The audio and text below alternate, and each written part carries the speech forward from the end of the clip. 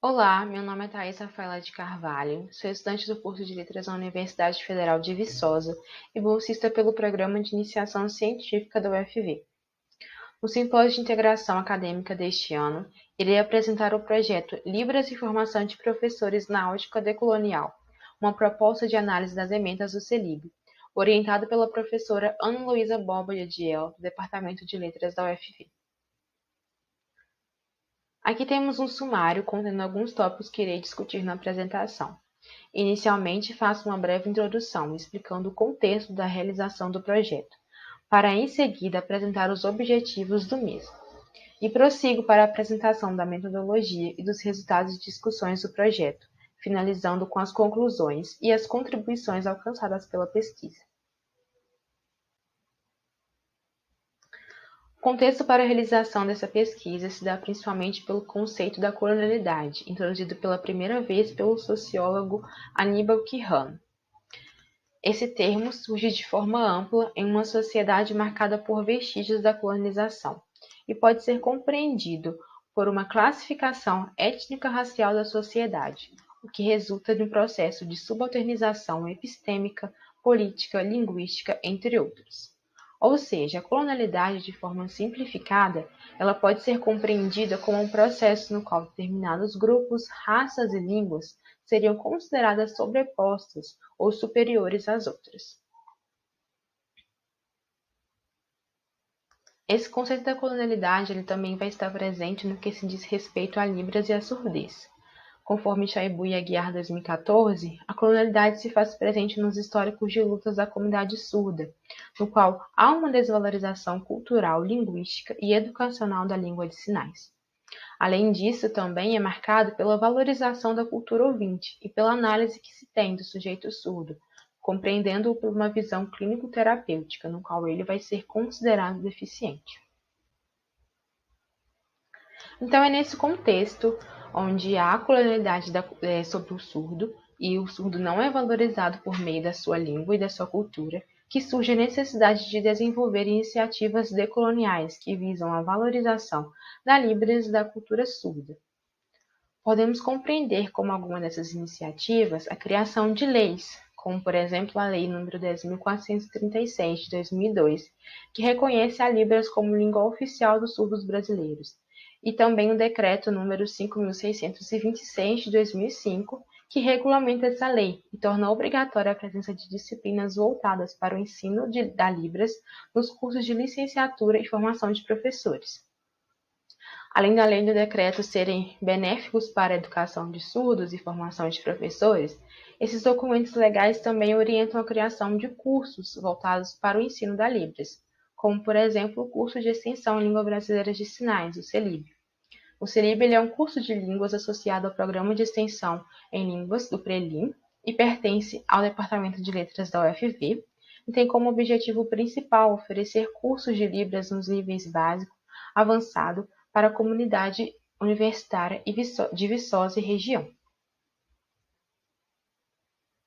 Portanto, já tendo em vista que as ações do CELIB elas partem de uma perspectiva decolonial, visto que elas buscam a valorização da Libras e da comunidade surda, o objetivo desse projeto foi compreender as contribuições, as lacunas e os desafios para a formação docente crítica e reflexiva que envolvem o ensino da Libras e a educação de surdos, por meio de um viés decolonial, a partir da análise das emendas do CELIB. Esse projeto é característico da pesquisa qualitativa, pois ele parte de uma análise de dados que não podem ser quantificados, e além disso também é considerado uma pesquisa do tipo documental, porque o objeto de pesquisa são documentos que ainda não receberam tratamento científico, como por exemplo as emendas, materiais didáticos, entre outros. Para a realização da análise dos dados, nós utilizamos como recurso metodológico a análise dos conteúdos, que é organizado e compreendido por meio de etapas de coleta, categorização e observação do material analisado. Por meio do percurso metodológico e analítico do objeto da pesquisa, foi possível perceber que as emendas do CELIB elas estão compostas de conteúdos programáticos que discorrem sobre a linguística da Libras, sobre a cultura surda e sobre a educação de surdos. Consideramos que essas temáticas elas são as principais que refletem uma formação decolonial de professores, uma vez que abordam discussões sobre a valorização da Libras e da cultura surda, e propõem também iniciativas para a educação inclusiva e bilíngue dos surdos. A seguir, irei discutir um pouco mais sobre cada um desses itens.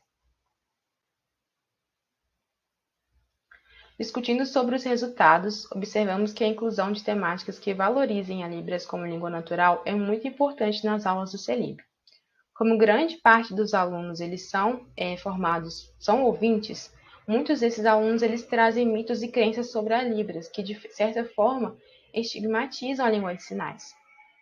Portanto, quando a gente traz para a sala de aula do CELIB conteúdos voltados, por exemplo, para os mitos e crenças sobre a Libras ou especificações gramaticais e linguísticas da Libras, busca-se desmistificar as concepções ouvintistas dos alunos e também a valorização da Libras enquanto uma língua própria da comunidade surda brasileira. Além das questões voltadas para a linguística da Libras, um conteúdo muito importante nas aulas do CELIB é a cultura e identidade surda. Como é apresentado por Stober 2008, a cultura ela é reconhecida como uma maneira para a crítica social. Entretanto, ainda existem concepções de que determinadas culturas seriam menos importantes e valorizadas do que as outras, como ocorre em contexto da cultura surda e da cultura ouvinte. Ainda conforme Stober 2008, os artefatos culturais da comunidade surda são muito importantes para a construção do modo de como o surdo se enxerga e interage com a sociedade. Dessa forma, alguns desses artefatos, como por exemplo a literatura surda, sign writing, que seria a escrita de sinais, e os sinais próprios, são conteúdos que também estão presentes nas aulas do CELIB e que também oferecem a reafirmação da cultura surda como uma cultura própria dos surdos e não como uma cultura minoritária.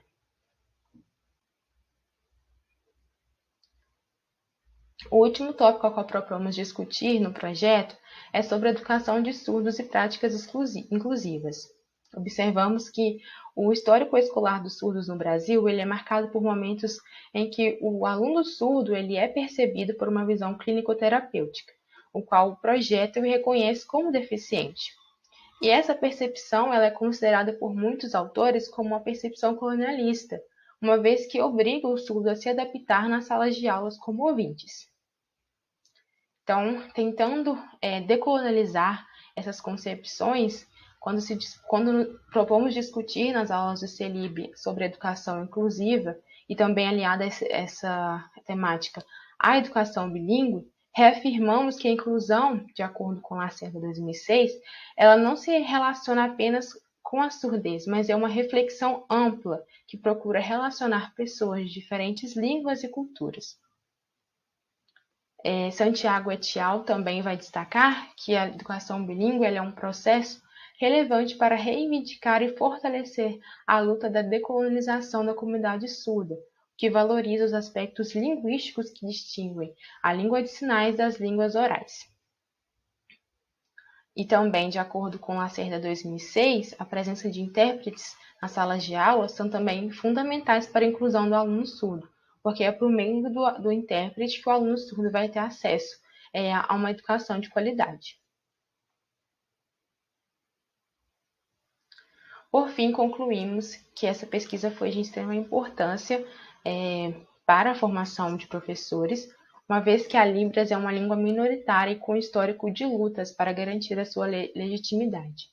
A pedagogia decolonial ela vai buscar, então, reconhecer o outro e construir novos espaços sociais e representatividade. A discussão de temáticas como identidade surda e cultura surda, identidade do surdo, educação dos surdos, ela vai promover uma formação reflexiva dos professores e auxiliá-los na docência a partir da presença de um aluno surdo.